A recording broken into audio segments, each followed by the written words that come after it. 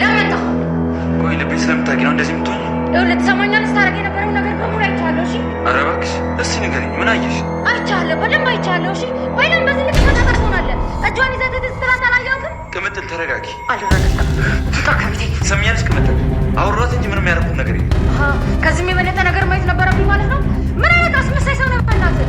ሲጀምር አውቀህ ነው አብረኸኝ አልነበርክም። እሺ ቅምጥል፣ ለምን ራስሽን ብቻ የምታዳምጪው? ማውራሽ ነገር አዳምጪ። ለቀቀኝ። አልለቅሽም ቅምጥል።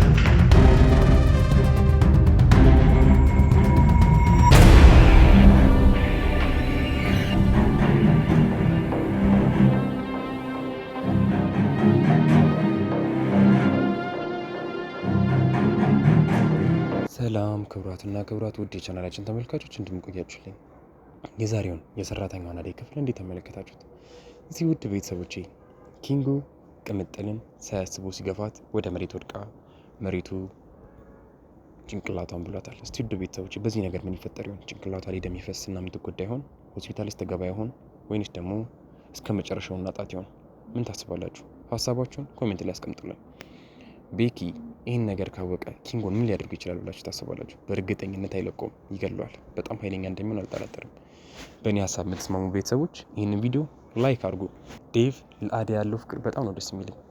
ውድ ቤተሰቦቼ ዴቭ አዲስ አበባ ልጅ ሆኖ ሁሉ ነገር ተመቻችቶለት ሁሉ የሚፈልገው ነገር ተሟልቶለት፣ ግን ደግሞ ከቤት ሰራተኛቸው ፍቅር የያዘው ምርጥ አፍቃሪ ነው። አለማችን ላይ ማፍቀር ከሚከብደው ነገር አንዱ ከፍተኛ ቦታ ላይ ተቀምጣችሁ ከእናንተ ዝቅ ካለው ሰው ጋር ፍቅር መያዝ በጣም ከባድ ነገር ነው።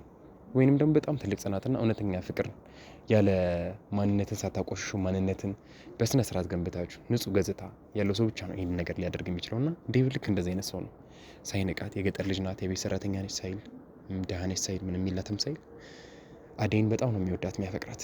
እስቲ ውድ ቤተሰቦች በዚህ ነገር ምን ያህል ደስተኛ ናችሁ? ሀሳባችሁን ኮሜንት ላይ ያስቀምጡልን። ሰራተኛዋ አደይ ቀጣይ ክፍል ምን የሚያስመለክተን ይሆን? እስቲ ሰራተኛዋ አደይ ክፍል 148 ሲለቀቅ በዚህ በቻናላችን በኢትዮጵያ ሚዲያ ስለምንለቅላችሁ ይህንን ቻናል ሰብስክራይብ በማድረግ ቤተሰብ መሆናችሁ እንዳትረሱ። እናመሰግናለን። የጫት ዳይመንድን፣ አሹን እና ደግሞ ኪንጎን ጭምር ሁሉንም የቤት ሰራተኛ ትል ዘበኛ ትል ዱርዬ ናቸው ምናምን ብላ ሳትነቃቸው እቤቷ ድረስ ጠርታ እስከ መጋበዝ ድረስ ደርሳለች። እናቷም ይህን ነገር አይታ በጣም ደንግጣለች። እነ ኪንጉ ሁሉ ደንግጠው ከዛ ሲወጡ በጣም አይተናልና እስቲ ውድ ቤተሰቦች ምን ተሰማችሁ? በዚህ ያህል ደግ ስትሆን እናትየው ደግሞ እንደዚህ ኃይለኛ ሲሆኑ፣ ሌላ ደግሞ በሌላ በኩልም ፍቅር አለች። ብቻ ውስብስብ ያለ ፋሚሊ ነው። ያው እንግዲህ ከአንድ ማህፀን የተለያዩ ልጆች ማለት ነው። እስቲ ውድ ቤተሰቦች በእኔ ሀሳብ የምትመሙ ቤተሰቦች ይህን ቪዲዮ ላይክ አድርጉ። ከነ ሩታ ፋሚሊ የሚመቻችሁ ማን ይሆን? ሀሳባችሁን ኮሜንት ላይ ገለጹልኝ። የዚህ ፊልም ለእናንተ ጨካኛ ሰው ማነች? ወይም ደግሞ ጨካኙ ሰው ማን ነው? ሁለተኛው ጥያቄ ደግሞ የዚህ ፊልም ምርጡ ተዋናይ ወይም ደግሞ ምርጡ አክተር ማን ነው? ሀሳባችሁን ኮሜንት ላይ አስቀምጡልኝ።